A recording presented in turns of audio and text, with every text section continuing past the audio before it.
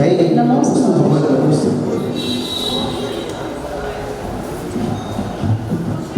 बोलो मूलनायक अतिशयकारी 23वें तीर्थंकर श्री पारसनाथ भगवान की, कुंडलपुर के बड़े बाबा की, आचार्य गुरुदेव श्री विद्यासागर जी, आचार्य समय सागर जी महाराज की, गुना में विराजमान पूज्य मुनि श्री निर्लोक सागर जी, निर्लोक सागर जी, निरुपम सागर जी महाराज की, उत्तम तप धर्म की, परराज परमिशन महापर्व की। आज हम गुरुदेव तुम्हारे द्वारे आए, आज हम गुरुदेव तुम्हारे द्वारे आए, जन्म मरण नित्य करते काल अनंत गमाए, काल अनंत गमाए। अब तो गुरुवर जन्म मरण का टुकड़ा सहा न जाए, आज हम गुरुदेव तुम्हारे द्वारे आए। धन्य है आप सबका पुण्य जो परवराज परमेश्वर जो अनादि निधन है, ऐसे महापर्व को ऐसे महातपस्वी पूज्य मुनि संघ के सानिध्य में मनाने का सौभाग्य प्राप्त कर रहे हैं। बहुत सारे लोग उपवास आदि करके अपने जीवन को धन्य बना रहे हैं। जिन्होंने ये कलश स्थापित किया है वे तो महापुण्यशाली हैं ही हैं। जिन्होंने बोली के माध्यम से 5-6 कलश स्थापित किए, 11-11 हजार रुपये में कलश स्थापित किए, लेकिन एक और उपक्रम पुण्य का आपके साथ जुड़ सकता है। वह है कि 3 लोक के नाथ पर छत्र जो पहले चांदी का था उसे स्वर्ण में पॉलिश कराकर हीरा माणिक मोती बैडूर्य से सुशोभित किया गया है। परिकल्पना ये की गई है कि धन्य है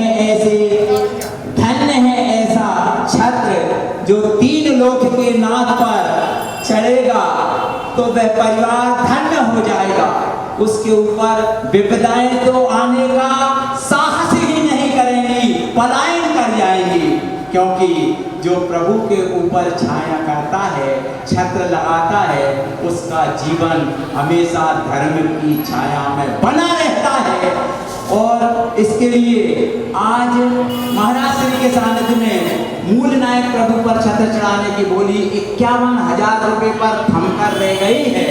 उसको कल उत्तम त्याग धर्म के दिन पूरी भी करेंगे और कल चढ़ाएंगे भी। एवं सहस्त्र फणी पारसनाथ जो चमत्कारिक हैं, ऐसे पारसनाथ प्रभु जी के ऊपर ये छत्र चढ़ाया जाएगा। सहस्त्र फणी अक्षयकारी जो महावीर भवन में मोक्ष सप्तमी के दिन आए थे, 15,000 तक ये बोली समेट करके वहीं पर स्टैंडिंग है। लेकिन 5100 रुपये की राशि में प्रत्येक महिला, प्रत्येक पुरुष, प्रत्येक परिवार को ये सौभाग्य मिल सकता है, क्योंकि महिलाएं अभिषेक नहीं कर पाती, लेकिन अपने हाथ से उस मूर्ति के ऊपर, ना सही उसके ऊपर, बाहर उस मूर्ति के बाहर हम ऐसे डिवाइडर लगा करके तार लगा देंगे ताकि महिलाएं उस पर अपने हाथों से इस छत्र को चढ़ाने का सौभाग्य प्राप्त कर लेंगी। ये बहुत महत्वपूर्ण पुण्य अर्जित करने का उपक्रम है। 5100 रुपये की राशि में बहुत सारे नाम हमारे पास आए हैं। उनमें से आदरणीय श्री विमल कुमार जी, विपिन कुमार जी आरोन वाले, जोरदार ताली बजाएं। जिनके नाम बोले जा रहे हैं वे आज दीप प्रज्वलन करने का भी सौभाग्य करेंगे और शास्त्र दान करने का भी सौभाग्य वही परिवार प्राप्त करेंगे। रतन लाल जी, संतोष कुमार जी, श्रेयांश जी, आकाश जी, साड़ौरा परिवार, जोरदार तालियां बजाइए। भाभी जी पधारे और मनोज कुमार जी, मयंक कुमार जी, सुभ्रा जी, धरनागा परिवार, जीजा जी साड़ी सेंटर, रमेश चंद जी, अमित कुमार जी, निखिल भैया, जोरदार ताली बजाइए। अजित कुमार जी, सराफ परिवार, रतन लाल जी, सुरेश चंद जी, सचिन कुमार जी, दर्श जैन, जैन कलेक्शन परिवार।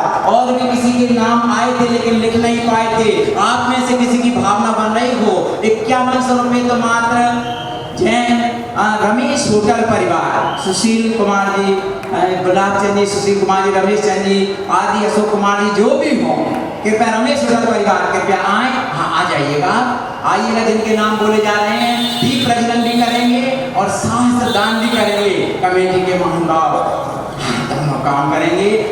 बहुत अच्छा कल कराएंगे, आज नहीं कल कराएंगे। क्यों? कल उत्तम त्याग धर्म का दिन है।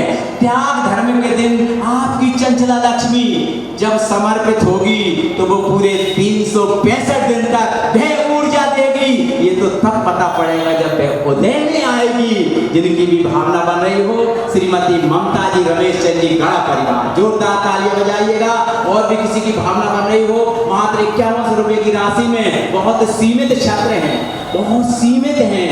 क्योंकि हाँ बता रहे हैं श्रीमती पिपराई वाली भगवानी चंद्रेश कुमार जी गढ़ा, सटरुमा जी साहब की भगवानी के बता रहे हैं श्रीमती सरोज देवी अनिल कुमार जी घड़ी परिवार आ जाए हैं। हाँ विजय जैन, श्रीमती विजय जी जैन, जोरदार ताली बजाइएगा। पहुंचे ऊपर, साथ दान भी करवाते जाए हमारी कमेटी के महानुभाव। एक व्यक्ति नाम लिखता जाए, एक साथ दान करवाता जाए। जो भी होली जिन्होंने भी भावना भाई है, आज से ही त्याग धर्म का आ जाओ, बताओ नहीं कृपया आ जाओ, ताकि महाराज जी का वज्र हस्त आपको आशीर्वाद के रूप में मिले। ऐसा आशीर्वाद, ऐसे महाराज जी समस्त निर्दोष सागर जी महाराज की समस्त चर्याएं, समस्त 10-10 कला पूरे देश में चर्चा है। धन्य है गुना की समाज और धन्य है गुनावासियों का पुण्य। ये इस प्रसारण के माध्यम से मैसेज आ रहे हैं। हम धन्यवाद ज्ञापित करना चाहते हैं महाराष्ट्र परिवार को, जैन कलेक्शन परिवार को, एवं 2 और परिवार हैं जिन्होंने 21,000 रुपए की राशि में इस प्रसारण में पुण्यार्चक बने हैं। शीघ्रता से जिनकी भी भावना हो आते जाएं और आकर सासदान भी करें, दीप प्रज्वलन भी करें और अपने आप को आज से ही पुण्य से जोड़ लें। कल त्याग धर्म का दिन है। अजित कुमार जी सराफ परिवार आ जाइएगा, श्रीमती अजित कुमार जी पधारिएगा। हम चूंकि नाम नहीं लिख पाए हैं, जोरदार ताली बजाइए इस परिवार के सम्मान में। बहू रानी भी हम को आ जाए, भैया लोग आ जाए, और भी किसी की भावना हो शीघ्रता से आए। मात्र 1 मिनट और अपने पास है। 1 मिनट बहुत बेशकीमती है, क्योंकि अंत भला सो सब भला। 1 मिनट का उपयोग यदि कोई करना चाहता हो, शीघ्रता से आ जाएं, आइएगा। हम आपका स्वागत करते हैं। कृपया अपना नाम बताइएगा। देवी प्रसाद जी जैन, एजिस कुमार, अवनीश कुमार, संसद खतौरा वाला परिवार, जोरदार ताली बजाइए। खतौरा परिवार ने भी भावना भाई है। और भी किसी की भावना बन रही हो, आधा मिनट हो गया है, आधा मिनट और शेष है। और किसी का मन बन रहा हो, रत्न जड़ ये रत्न जड़ दिए छात्र याद करें उस रावण के जीव को कि पूर्व पर्याय में उसने अपने मंदिर में, अपने घर में मंदिर बनाया था सोने का। शांतिनाथ प्रभु की मूर्ति विराजमान की थी स्वर्ण की। ऐसी मूर्ति और मंदिर बनाया कि अगले भाव में न केवल उसका मकान, न केवल मंदिर, पूरी लंका सोने की मिल गई। उसके पुण्य का प्रताप, क्योंकि पुण्य एक ऐसा जज है जो किसी का पक्षपात नहीं करता। जो होएगा वही पाएगा, तेरा दिया आगे आएगा। समाप्त हो गया है समय। पूज्य महाराज श्री के युगल चरणों में नमोस्तु अर्पित करते हुए प्रार्थना करते हैं, अपनी अमृतमयी वाणी से हमें सिंचित करने की कृपा करें। नमोस्तु नमोस्तु नमोस्तु। सिद्ध परमेश्वर भगवान की, 24 तीर्थंकर भगवान की, चिंतामणि पार्श्वनाथ भगवान की, परम श्रद्धे परमोपकारी आचार्य गुरु 108 विद्यासागर जी महामुनि महाराज की, आचार्य प्रवर 108 शमी सागर जी महामुनि महाराज की, मनीष 108 निर्लोभ सागर जी निरुपम सागर जी महाराज की, पर्वराज पर्युषण महापर्व की, उत्तम तप धर्म की,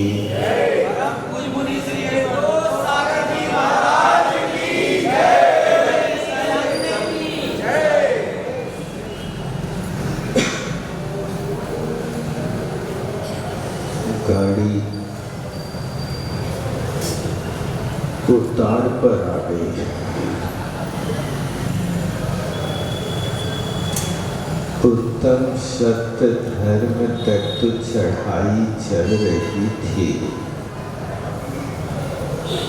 अब संयम से ढलान आ गया और ढलान तक की ओर आते हुए 2 गज तक गाड़ी खिसक गई। आज 7वां दिन तपोधर्म इस तप धर्म को तब धारण किया जाता है जिसके जीवन में इसके पहले संयम आ जाता है। जब तक संयम नहीं आता तब तक तपोधर्म पूर्ण रूप से संबंध निर्जरा का कारण नहीं हो पाता। उमा स्वामी महाराज ने तप करने के पहले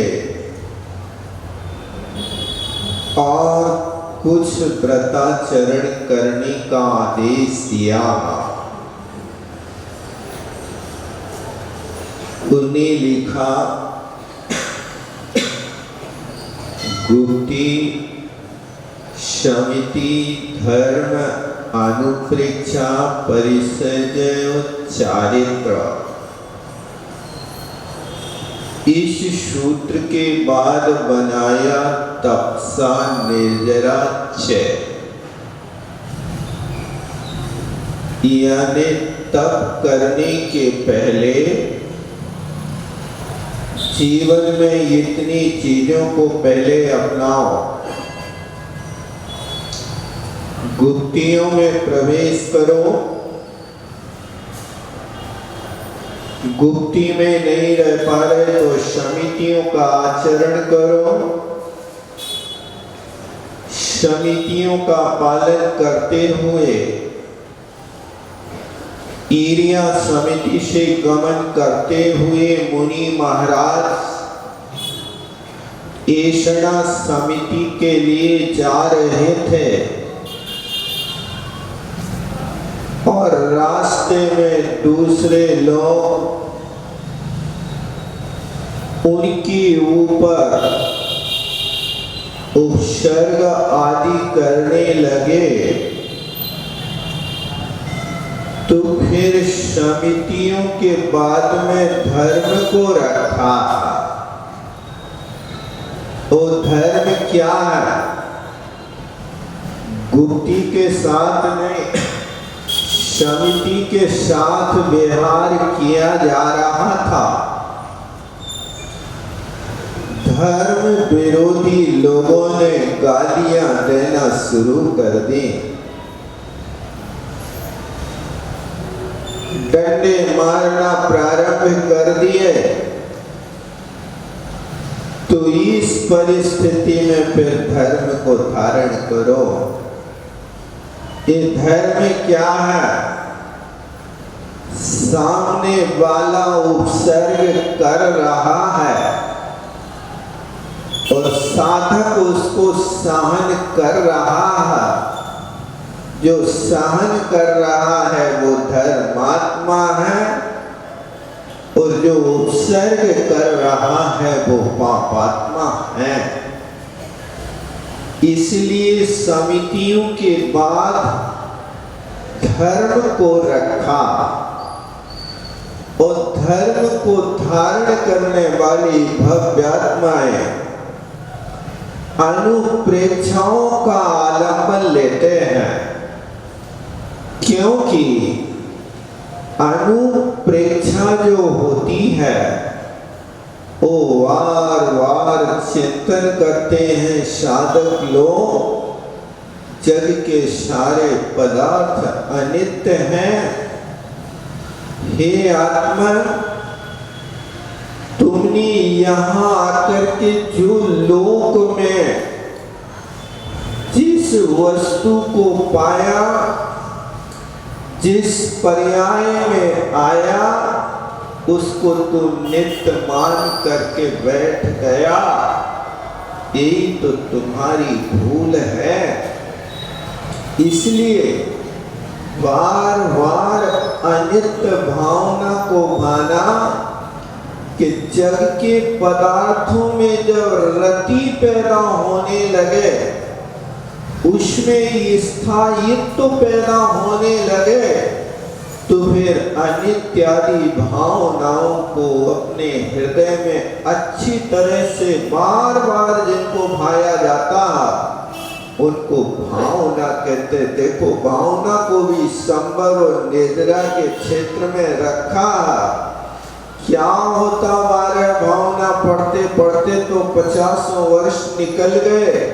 ध्यान रखना, यहाँ तक लिखा है कार्तिकेयानुप्रेक्षा ग्रंथ में कि जितने लोकांतिक देव बनते हैं वे सब 12 भावना के भाने से ही बनते हैं।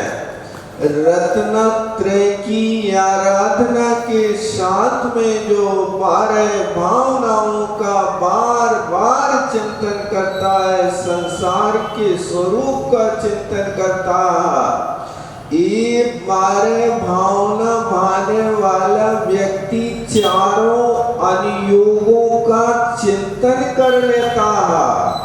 क्योंकि 12 भावना के प्रारंभ में प्रथमानुयोग का चिंतन हो जाता है। आप 12 भावना शुरू करते हैं, कहाँ से करते हैं? कहाँ गए चक्री दिन जीता भरत खंड सारा? तुम कौन से पूछ रहे हो कहाँ गए? क्या होगा? प्रथमानुयोग का स्वाध्याय होगा। कहाँ गए? आदि पुराण और उत्तर पुराण खोल के देख लो, कहाँ गए? आदि पुराण के 2 भाग हैं, इसको महापुराण कहते हैं। कहाँ से आए थे और कहाँ चले गए, ये आपका प्रथमानुयोग का अध्ययन हो गया कि जिनके पास इतना वैभव था, जिनके पास देवता लोग नौकरी कर रहे थे, वे भी स्थायी नहीं रहे, उनका भी पता नहीं कहाँ चले गए। 12 चक्रवर्तियों में 8 चक्रवर्ती मोक्ष गए, 2 चक्रवर्ती स्वर्ग गए और 2 चक्रवर्ती तो बाजी हार गए।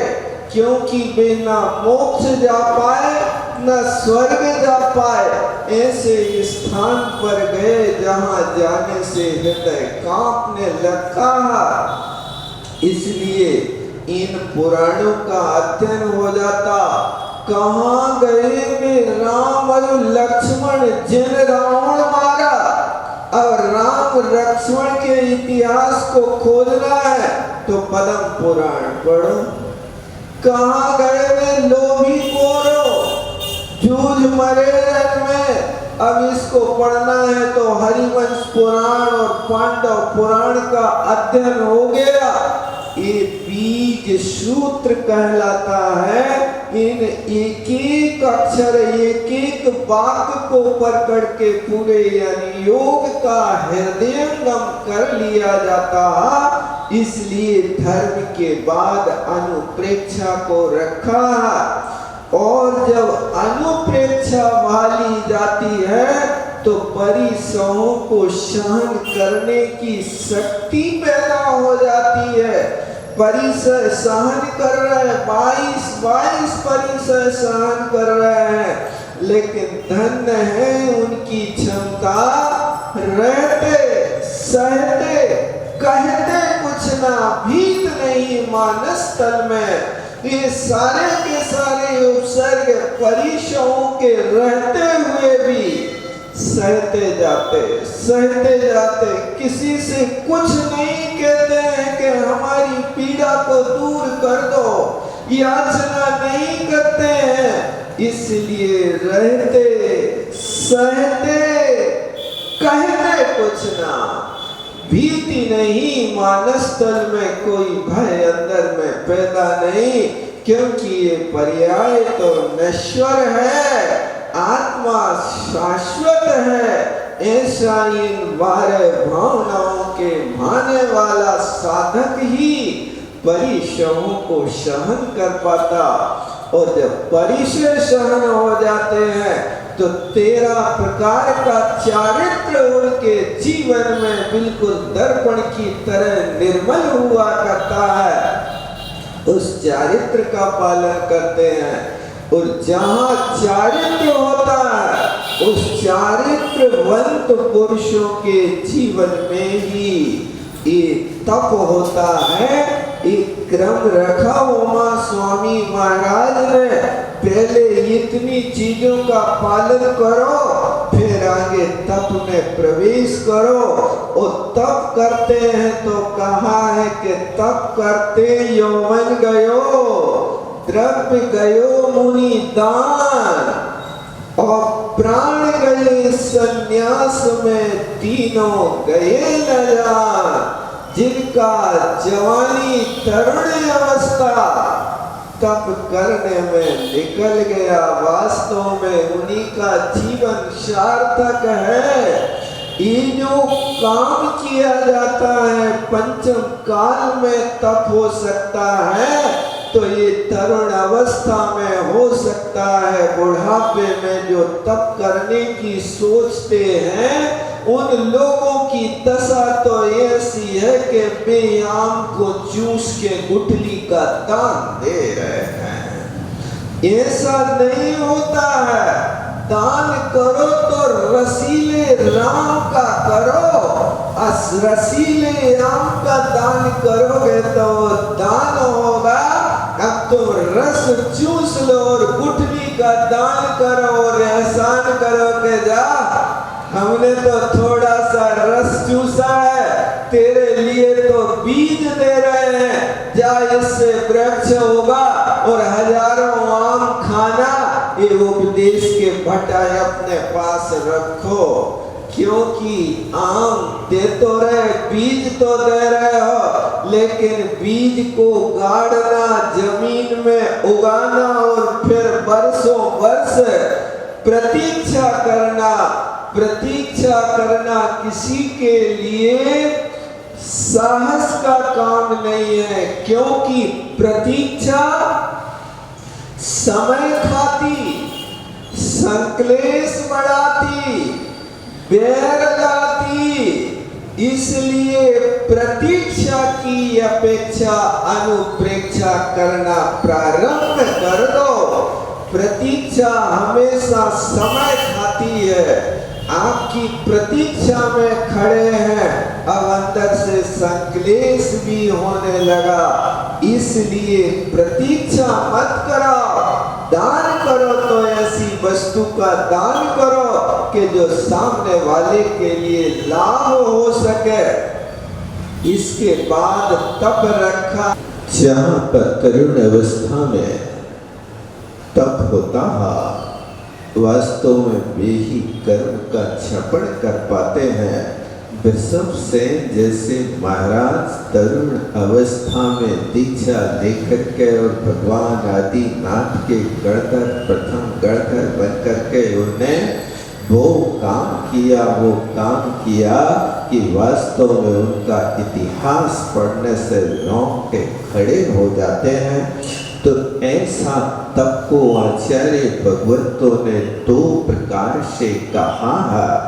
वो 2 प्रकार में एक बहिरंग तप होता है और एक अंतरंग तप होता है।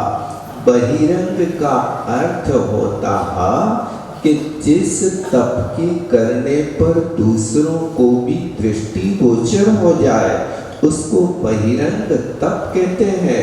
और अंतरंग तप जो होता है वो किसी दूसरे को दृष्टिगोचर भले ही ना हो, लेकिन उस अंतरंग तप से वास्तव में कर्मों का छपण होता है। तो बहिरंग तप में सबसे पहला तप रखा इन्हें अनशन तप। देखो उपवास को तप कहा जाता है, लेकिन आप उपवास कहते किसे हैं? आप समझते कि नहीं समझते? बहुत सारे लोगों की धारणा है कि खाओ पीवो छोड़ दो सो अपनो अनशन तप हो गया। आचार्यों ने इसको तप नहीं कहा। देखो सोमदेव सूरी ने उपास का अध्ययन में तप की परिभाषा, अनशन तप की परिभाषा लिखी है कि कसाय विषयाहारो त्यागो यत्र विधीयते उपवासं विज्ञेया शेषम लंघन कम विदु। कहते हैं कि कसाय यानी उपवास करने वाली आत्माओं को सबसे पहले कसाय का त्याग करना चाहिए। कसाय और इंद्रिय विषय और इंद्रिय विषयों के साथ में फिर आहार का त्याग होता है तो वो उपवास कहलाता है। यदि ये दो अंतरंग कारण नहीं रखे, कसाय का त्याग नहीं किया, इंद्रिय के विषयों का त्याग नहीं किया और मात्र रोटी का त्याग कर दिया, भोजन का त्याग कर दिया, तो सोमदेव आचार्य उसको उपवास नहीं कहते, उसको लंघन कहते हैं। तुम उपवास नहीं कर रहे, लांघने कर रहे हैं। जैसे रोगी के लिए पथ्य में लंघन कराया जाता ना, इसी तरह तुम भी रोगी हो तो उस रोग के मिटाने के लिए सबसे पहले कसाय का त्याग करो, अन्यथा तो आप भोजन छोड़ देते हैं, कसाय को नहीं छोड़ते हैं। देखो ये स्थिति होती है कि जिस दिन किसी व्यक्ति का उपवास होता है उस दिन घर भर के सारे लोग थर थर कांपते रहते हैं। काय भैया इतने काय डर गया, अरे आज इनका उपवास है, पता नहीं कब गाज गिर जाए, इसलिए डरते रहते हैं। ये पता नहीं कब गुस्सा हो जाए, का घर भर की दशा बिगड़ जाए, इसलिए लोग कहने लगे कि भैया भूखा आदमी शेर बराबर होता, इसलिए डर के रहो।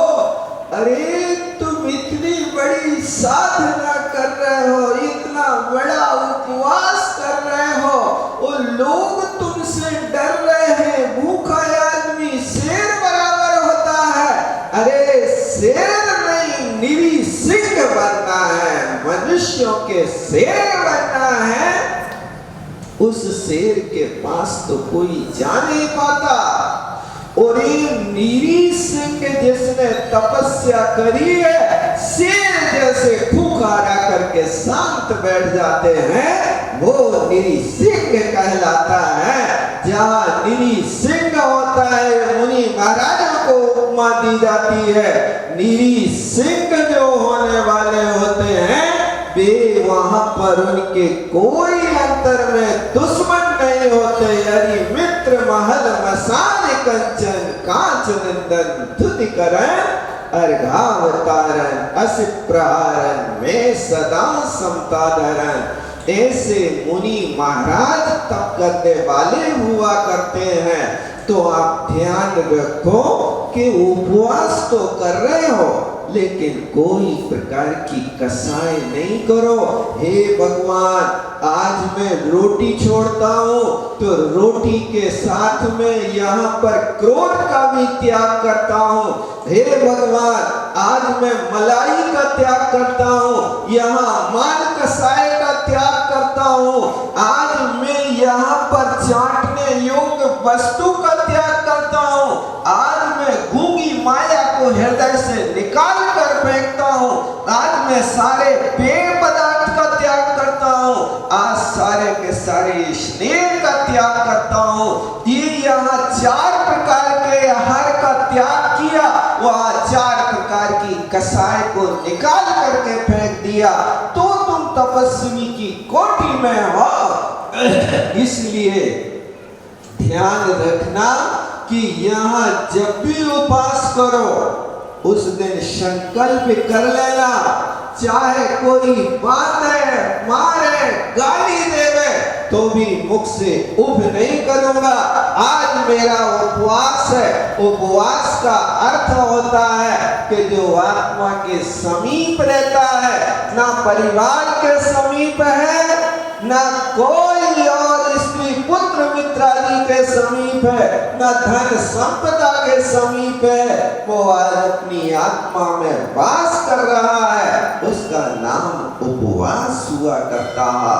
इसलिए चारों कसाय, 4 प्रकार के आहार, तो 4 प्रकार की कषाय का त्याग, और इन चारों प्रकार की कसाय के त्याग के साथ में पंचेंद्रियों की विषयों की भी तिलांजलि दो।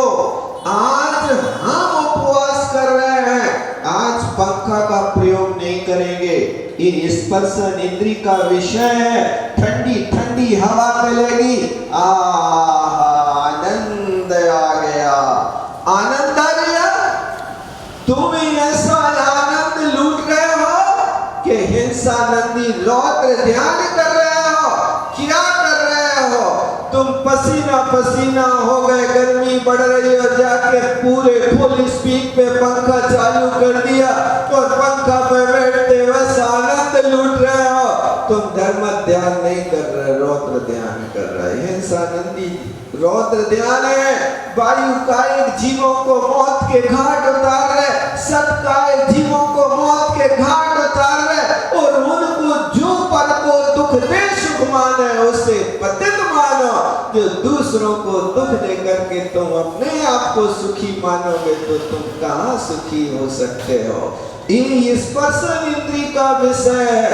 नहीं करेंगे जब तक हमारा आहार ग्रहण नहीं होगा, तब तक हवा भी ग्रहण नहीं। हवा तो ग्रहण करेंगे, प्रकृति की हवा ग्रहण करेंगे, जो हमारे लिए यदि कोई हमारी साधना को देख करके हमारे पास बैठ करके यदि बिना से हवा करे, मुझे स्वीकार है, लेकिन ये ऊपर छत्र चलने वाली हवा मुझे स्वीकार नहीं होगी। इस प्रकार से रसना स्पर्शन इंद्री का ये विषय कहलाता है। आज स्नान नहीं करेंगे, तेल फुले नहीं लगाएंगे, कोई आज चटक मटक वाले कपड़े नहीं पहनेंगे, यही तो स्पर्शन इंद्री की विजय है। क्योंकि आचार्य महाराज 2 शर्तें रख रहे कि पहले इस विषय का त्याग करो। रसना इंद्री का विषय है।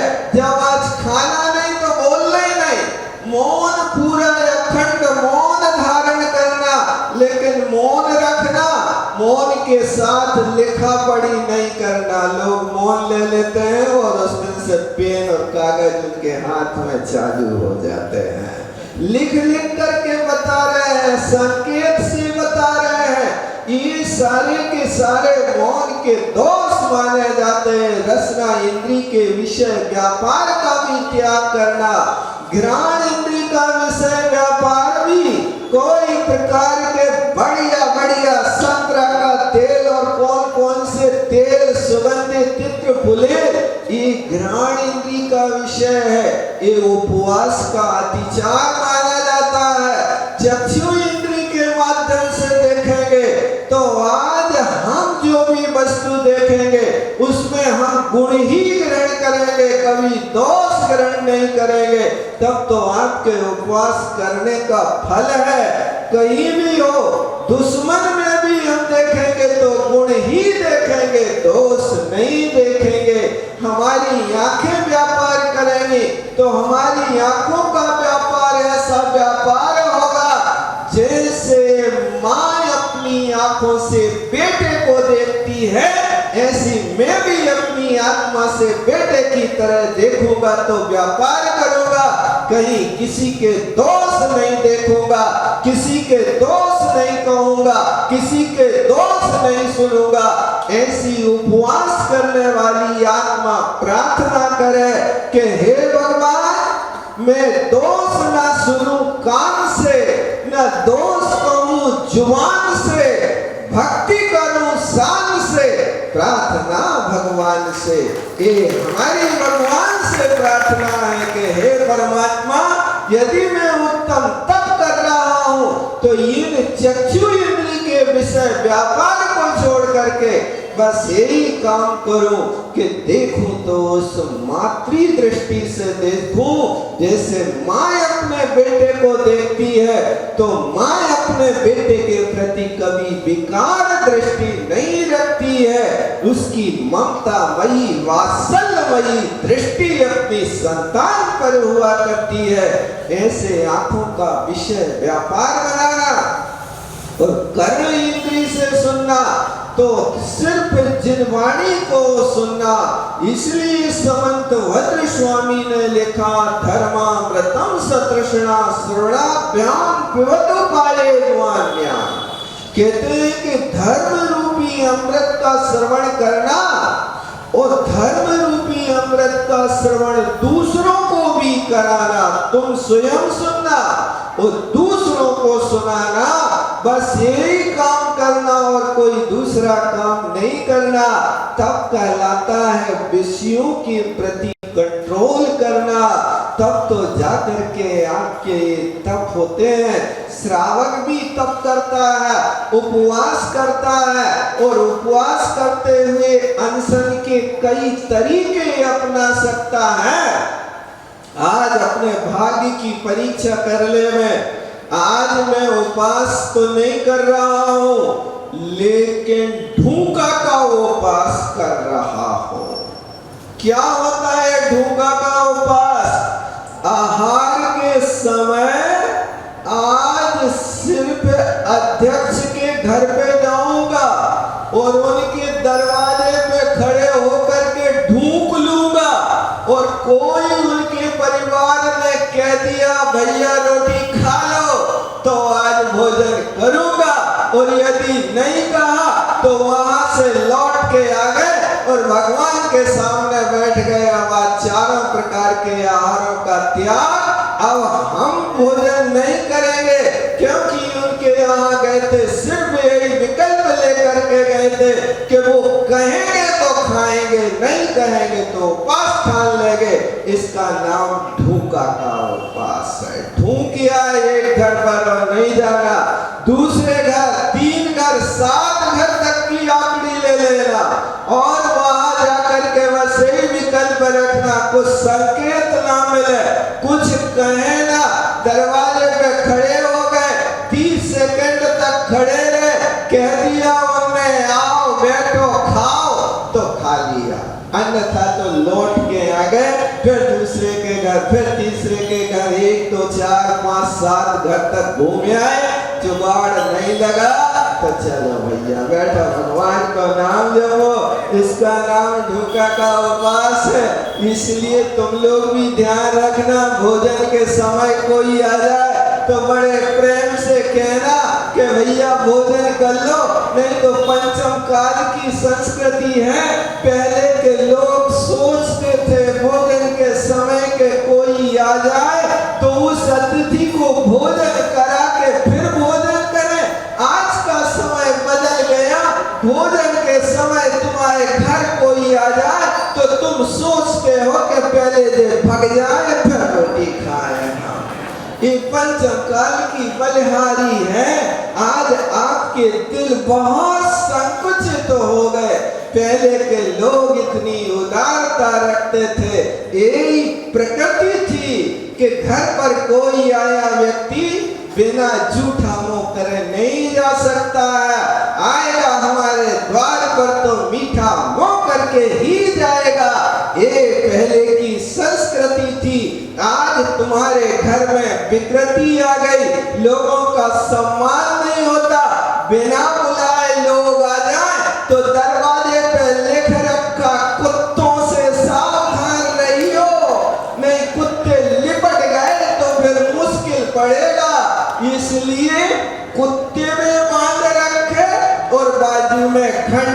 लगा रखी है।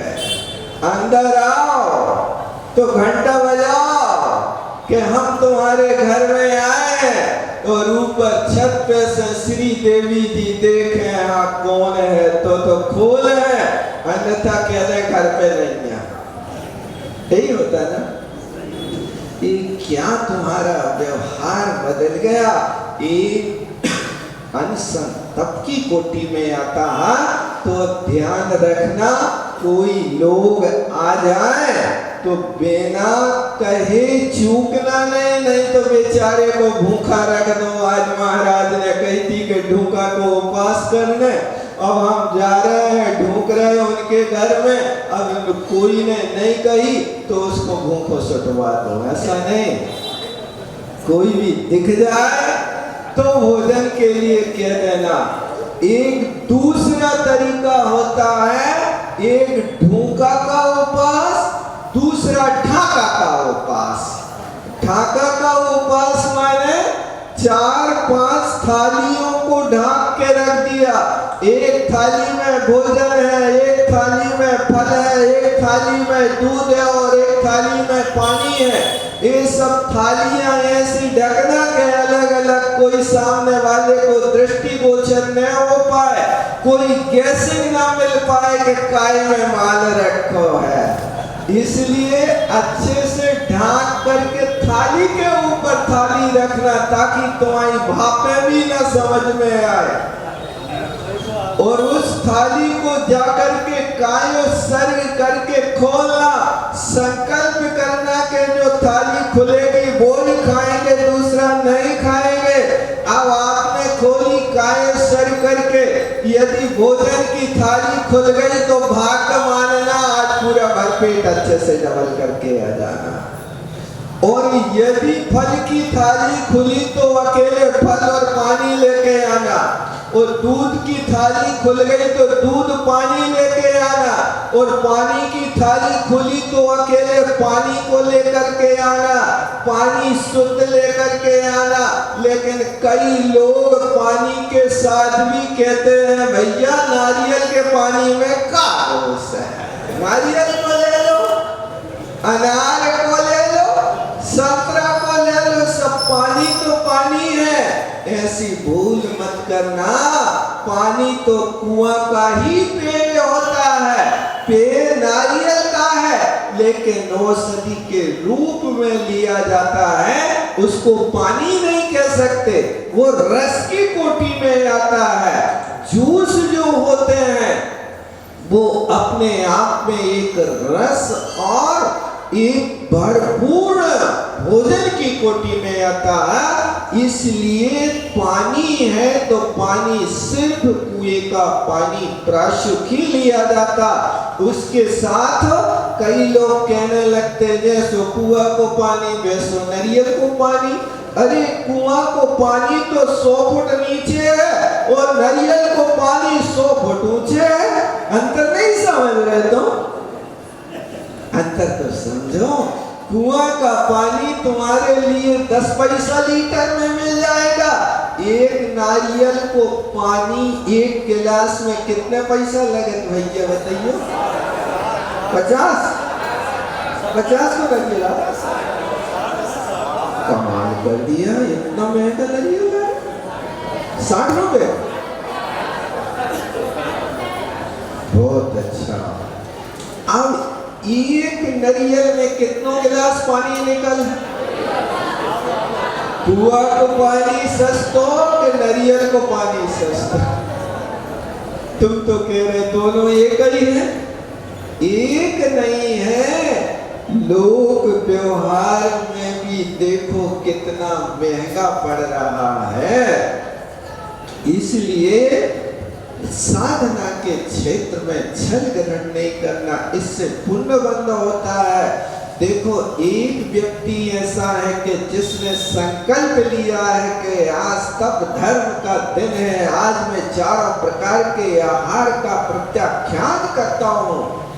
एक व्यक्ति ने आहार का त्याग किया और दूसरा व्यक्ति है आहार तो हम करेंगे, लेकिन भगवान के दर्शन मिलेंगे तो आहार करेंगे, अन्यथा आहार नहीं करेंगे।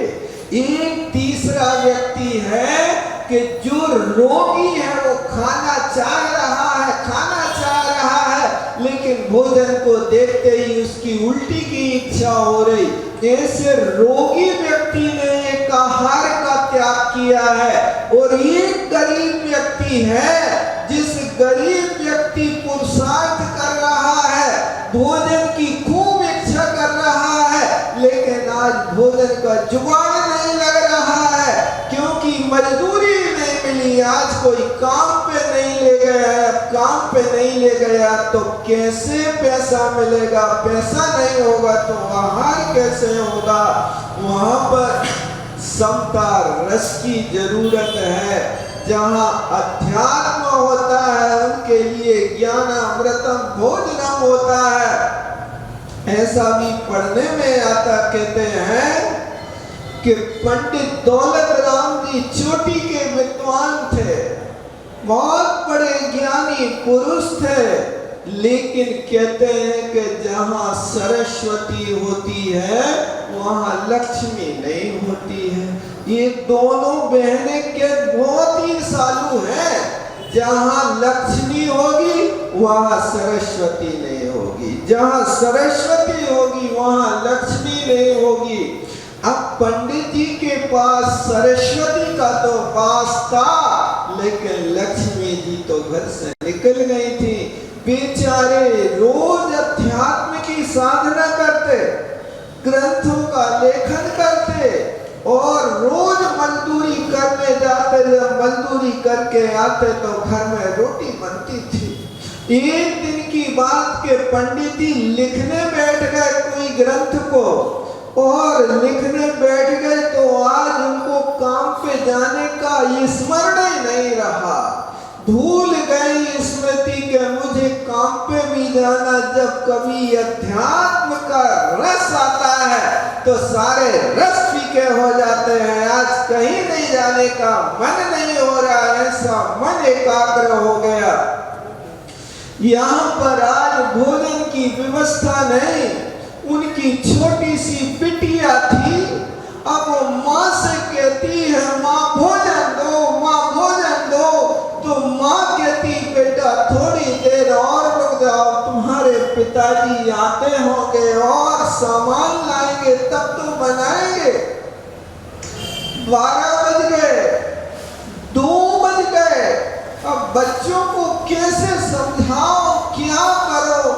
माँ बाप तो गरीबी झेल लेते हैं, लेकिन माँ बाप अपनी संतान को गरीबी का एहसास नहीं कराने देते हैं। ये हुआ करता है, भले माँ बाप गरीब हो, लेकिन अपनी संतान को तो हमेशा अमीर बना के रहते हैं। माँ बाप भले ही फटे कपड़े पहने, लेकिन अपने बेटों को तो नए नए कपड़े पहनाते हैं। माँ बाप भले पावन में पानी पी के रह जाए, लेकिन संतान के लिए तो कर्जा लेकर के, उधार लेकर के, ला करके और पावन त्योहार मनाते हैं। और हुआ है कि उस समय उस बच्ची का धैर्य टूट गया। तब माँ ने कहा बेटा आज तुम स्वाध्याय कक्ष में देख के तो आओ, आज मैं काम करने गए भी नहीं गए हैं। और वहां पर बेटी जाती है, स्वाध्याय कक्ष के दरवाजे खोलती, और पंडित जी उस समय 6 ढाला की तीसरी ढाल लिख रहे थे। और उस जैसे बेटी ने अंदर कदम रखा और पंडित जी के मुख से गुनगुनाहट निकल पड़ी, आत्म को हित है सुख सो सुख, आकुलता मैंने कहिए, आकुलता सिवा महीनता ते सुमगला क्यों चाहिए। बेटी ने ये पंक्तियां सुनी तो उसकी भूख कैसी शांत हो गई, जैसे गर्म तवा पे पानी की बूंद डालते हैं तो शांत हो जाती। ऐसी वो बिटिया भी आत्म को हित है सुख सोसो। ऐसी पंक्तियों को सुनकर के शांत तो हो गई और उसने कहा तुम सुनाते जाओ ज्ञानामृतम भोजन। जहाँ ज्ञान रूपी अमृत का भोजन हो गए वहां पर रोटी और दाल तो फीकी पड़ जाती है। ये हुआ करता है कि गरीबी है, लेकिन गरीबी की उपस्थिति में भोजन नहीं हो पा रहा है। तो ऐसे 4 व्यक्ति तुम्हारे सामने हैं। जिस व्यक्ति ने संकल्प लिया है वो तप कर रहा है, संवर निर्जरा कर रहा है, आज मेरा उपवास है, सब कुछ संपन्नता है लेकिन नहीं खाऊंगा, सब कुछ मेरे पास सामर्थ्य है लेकिन उपयोग नहीं करूंगा, इसका नाम तप है। और दूसरा व्यक्ति धर्म ध्यान कर रहा, संकल्प कर रहा, भगवान मिलेंगे, पूजा करूंगा, उसके बाद आहार करूंगा, भगवान नहीं मिलेंगे तो हे आत्मा तुम्हें आहार भी नहीं मिलेगा। ये व्यक्ति धर्म ध्यान करते हुए कर्मों की निद्रा कर रहा है। और एक रोगी है, वो चाह रहा है लेकिन चाहते हुए भी खा नहीं पा रहा है, वो आत्म ध्यान नहीं कर रहा, वो वेदना जन्य आत्म ध्यान में डूबा हुआ है। और गरीब व्यक्ति हाथ पैर चला रहा लेकिन नहीं खा पा रहा है। तो हम कोशिश करें कि संकल्प करें, धर्म ध्यान करें तो ये तप की कोटि में आया, समय अपना हो रहा। बहुत विशाल व्याख्यान उत्तम तप धर्म का है। अभी तो अनशन हुआ, अवमोदरीय वृत्ति परिसंख्यान रस परित्याग कैसे कैसे किए जाते हैं, इनको समय पाकर के अपन श्रवण करेंगे। यही विराम लेता हूँ। बोलो आचार्य गुरुवर विद्यासागर जी महामुनि महाराज की।